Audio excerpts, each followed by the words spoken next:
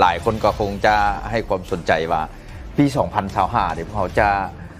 เน้นนโยบายใดตื้มบ่หรือว่าจะสืบต่อ7นโยบายนั้นคืออะไรมีแผนการคืออะไรและมีความคาดหวังคืออะไร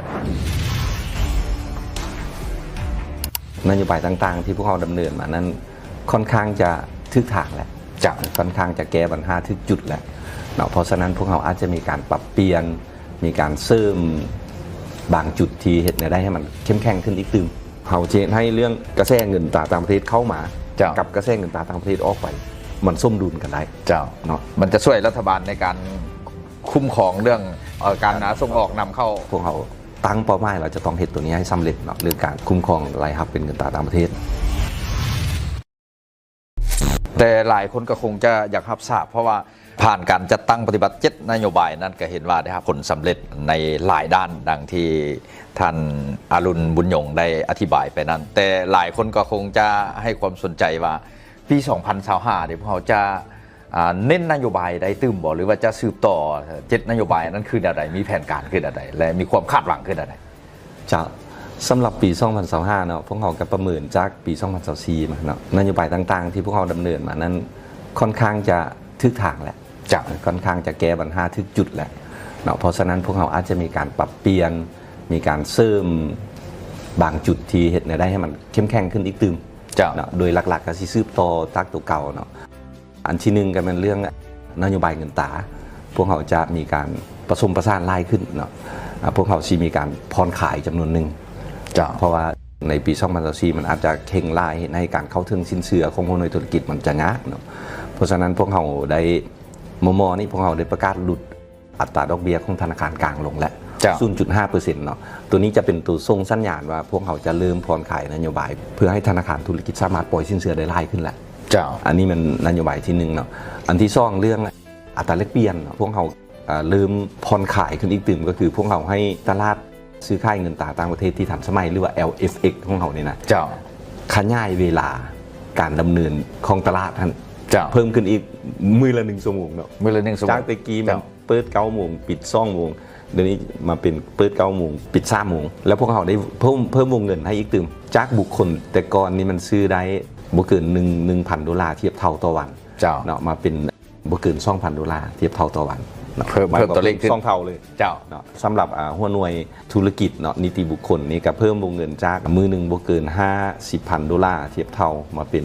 $75,000อันนี้ไม่ก็ให้ทางบุคคลทางนิติบุคคลนี้สามารถเข้าถึงเงินตราต่างประเทศได้ไล่ขึ้นอีกตึมเนาะไม่ว่าเจ้าอยากสะสมเงินตราต่างประเทศเจ้าสามารถซื้อได้ไล่ขึ้นนี่นะอันนี้ถือว่าต่อยอดนโยบายอันเก่าแต่ว่าเพิ่มปริมาณขึ้นสำหรับเรื่องคุ้มครองเงินตราต่างประเทศเนาะกระแสเงินตราต่างประเทศตัวนี้พวกเราจะซื้อต่อเรื่องหั่นบรรดาบริษัทส่งออกนี่แหละเปิดบัญชีอยู่ธนาคารธุรกิจเนาะ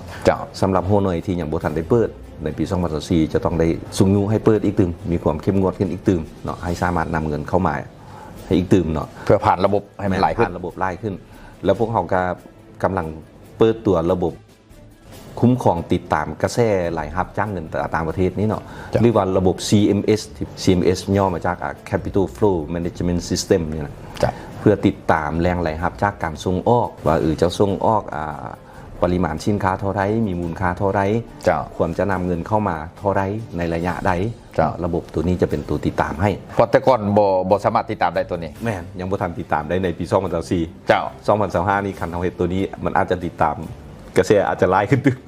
กระแสเงินตราต่างประเทศจะไล่ขึ้นตึมถือว่าจะเป็นข้อมูลที่สำคัญเลยแม่นซีเมนต์ส่งออกกสิกรรมได้น้อยหลายสำใดส่งแห่ได้น้อยหลายสำใดไฟฟ้าขายออกไปได้น้อยหลายสำใดจ้าฮับฮูหมดแม่นฮับฮูหมดแล้วตัวนี้เราจะพัฒนาให้สำเร็จใน2025นี้เมื่อกี้มันเราพัฒนาเรื่องติดตามกระแสเงินจากตัวส่งออกแล้วเราจะพัฒนาให้มาเป็นตัวติดตามตัวเรื่องการลงทุนโดยกลุ่มจากต่างประเทศหรือว่า FDI ตัวนี้ก็จะติดตามได้และติดตามทางตูกระแสเงินตราจากการนำเข้าหมายว่าผู้นำเข้าที่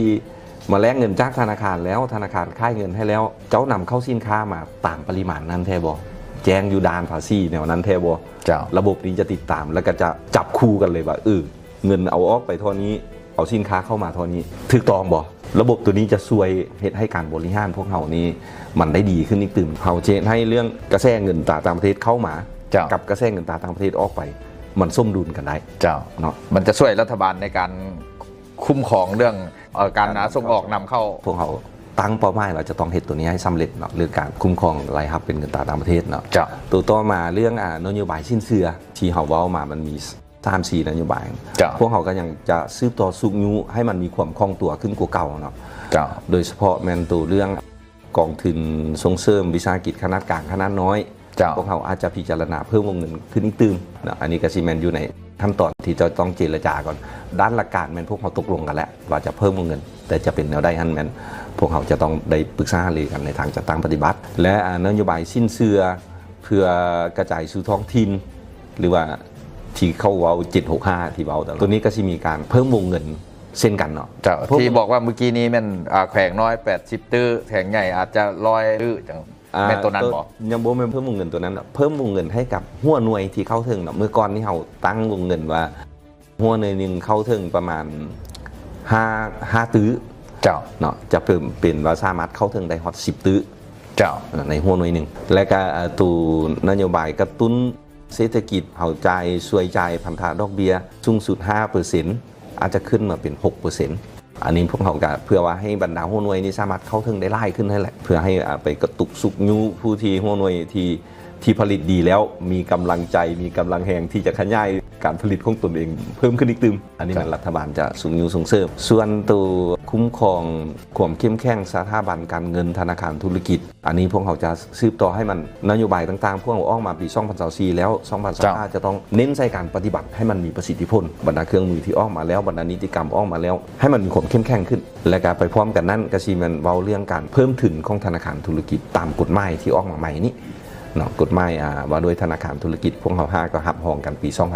2023เนาะก็สิเว้าเรื่องว่าจะเพิ่มทุนของกระเจ้าขึ้นมาอะไรเพื่อให้มันมีความเข้มแข็งขึ้นตื่มเพื่อให้มันมีแรงทุนที่จะปล่อยให้ในระบบเศรษฐกิจขึ้นเพิ่มขึ้นอีกตื่มส่วนตัวระบบสำระเนาะตัวสำระทันสมัยพวกเขาได้คันสิเว้าปี2024นี้การเซ็นสัญญาการตกลงด้านหลักการพวกเขานี่เฮ็ดกันหมดแล้วเชื่อสำเร็จแล้วมีแต่2025นี่เว้าเรื่องจัดตั้งปฏิบัติตัวจริงประกันผันขยายให้จะได้ให้มันนำใช้ได้อย่างกว้างขวางขึ้นแม่นให้มันมีประสิทธิผลให้มันตกลงกันแล้วมันต้องเฮ็ดให้มันได้แท้แต่ว่าคือเขาเห็นเนี่ยตัวสำระระหว่างประเทศ2ประเทศนี้ไล่ทานกันสิเคยข้ามไปไทยไปยังจะเห็นแล้วว่ามันได้พ้นแหละใส่ได้แล้วเขาไปสำระเป็น QR code อยู่ไทยได้แล้วมาสำระอยู่เฮาอีสั่งก็ได้แล้วกับประเทศอื่นๆรวมทั้งตัวส่งเสริมการใช้เงินสกุลท้องถิ่นเนาะตัวอย่างว่าการค้าระหว่างลาวเวียดนามนี่นะนักธุรกิจลาวสำระเป็นเงินกีบก็ต้องได้นักธุรกิจเวียดนามสำระให้ลาวเป็นเงินดงก็ต้องได้ต้องมีธนาคารตัวแทนต้องฮับสกุลเงินเหล่านี้ตัวนี้มันจะต้องเว้าถึงการจัดตั้งปฏิบัติไปถึงขั้นนี้ตัวนี้เพื่อเป็นข้อมูลให้แก่บรรดากระทรวงองค์การหรือว่าหัวหน่วยธุรกิจต่างๆเพราะว่าบางหน้าเวียกการตั้งระบบหันไปสู่ทันสมัยการเก็บค่าสำระสางต่างๆนี่ก็มีการสิ้นสัญญานำบริษัทที่มาพัฒนาด้านเทคโนโลยีนี้ฉะนั้นเพื่อเป็นข้อมูลเพื่อให้มันเข้าระบบกับของธนาคารหรือว่าของกระทรวงการเงินนี่อยากให้ท่านย้ำอีกว่าพวกเรามีจักระบบแล้วอยากให้หันไปใช้คืออะไรเพราะผ่านมามีหลายระบบบอกว่าจะเป็นอีซีพาร์ทบอกหรือว่าไอโพสบอกอีสั่งต่างๆหลายระบบฟิลลิ่งบอกอีสั่งต่างๆเนาะหลายระบบแต่อยากให้ฮู้ว่าทางธนาคารแห่งสปป.ลาวนี่กับกระทรวงการเงินนี่แม่นได้มีการตกลงเอกภาพกันคืออะไรมีการเซ็นสัญญาอยากเอาไปทิศในจุดใดหรือว่าถ้าเอาระบบอื่นเนี่ยมันสามารถเชื่อมกันได้บ่แนวใดในตัวจริงก็การพัฒนาของพวกเขาผ่านมานี่ยากว่าต่างฝ่ายต่างเหตุเนาะแต่ละกระทรวงก็มีระบบของไผของมันเนาะเริ่มปี2025นี่พวกเขามียุทธศาสตร์แล้วเว้าเรื่องว่าสิปรึกษาหารือบรรดากระทรวงอ้อมข้างแนวใดเพื่อให้เชื่อมระบบต่างๆเหล่านี้เข้ามาเป็นระบบเดียวกันได้อย่างใดหรือว่าคันจะเป็นระบบของไผของมันก็สามารถเชื่อมต่อกันแล้วก็ท่านข้อมูลอันเดียวกันแลกเปลี่ยนกันได้เนาะอันนี้พวกเขากำลังปรึกษาหารืออยู่ตัวนี้มันรวมทางนอกจากกระทรวงอุตสาหกรรมการค้ากระทรวงการเงินมันจะมีฮอตกระทรวงป้องกันความสงบเว้าเรื่องที่เพิ่นกำลังจะเฮ็ดเรื่องบัตรประจำตัวที่ทันสมัยนี่นะพวกเขาจะเชื่อมต่อตัวนั้นเข้ามาให้มันเป็นระบบเขาเอิ้นว่าระบบ Single ID Account เป็นระบบบัญชีเดียวที่เชื่อมต่อกับบัตรประจำตัวได้เลย จะเป็นตัวเลขเดียวกันเลย เจ้าสิเป็นลูกค้าเงินกู้เงินฝากก็ให้มันเป็นตัวเลขเดียวกับตัวบัตรประจำตัวเลย ตัวนี้มันพวกเขากำลังเว้ากันอันนี้มันเกินได้ทราบจะเป็นตัวอย่างเนาะว่าพวกเขากำลังเริ่มเวลามันสำเร็จจึงชี้เว้าได้เต็มปากเต็มคำตัวนี้มันกำลังเริ่มกับกระทรวงอื่นๆก็เช่นเดียวกันเนาะคือเว้านั่นแหละกับกระทรวงการเงินพวกเขาได้เฮ็ดเวียกอย่างใกล้ชิดกันที่สุดเนาะเรื่องระบบการชำระที่ทันสมัยเห็นได้ชี้ให้การเก็บรายรับของกระทรวงการเงินนี้ผ่านระบบที่มันทันสมัยแล้วก็เงินจะเข้ามาธนาคารทันทีแล้วเพิ่นก็จะเห็นยอดเงินของเพิ่นทันทีนี่นะกับกระทรวงอุตสาหกรรมการค้าก็เช่นเดียวกันพวกเขากำลังเฮ็ดอยู่ถือว่านโยบายจุดสุ่มของพวกเขาปี2025แม่นอันหลักๆแม่นขึ้นแล้วนะเจ้าแม่เรื่องอื่นๆปินอ้อมก็สิมันสืบต่อตามปกติคิดว่าท่านผู้ชมก็คงจะเข้าใจรายละเอียดแจ้งพอสมควรต่อกับข้อข้องใจหลายปัญหาที่บ่ทันฮู้คำตอบอย่างชัดเจนในระยะที่ผ่านมามื้อนี้ได้รับเกียรติจากท่านอรุณบุญยงรองผู้ว่าการธนาคารแห่งสปป.ลาวมาให้ความกระจ่างแจ้งฉะนั้นถือโอกาสดังกล่าวนี้ก็ขอแสดงความเคารพขอบใจท่านเจ้าขอบใจไล่บ่ไหลเจ้าขอบใจ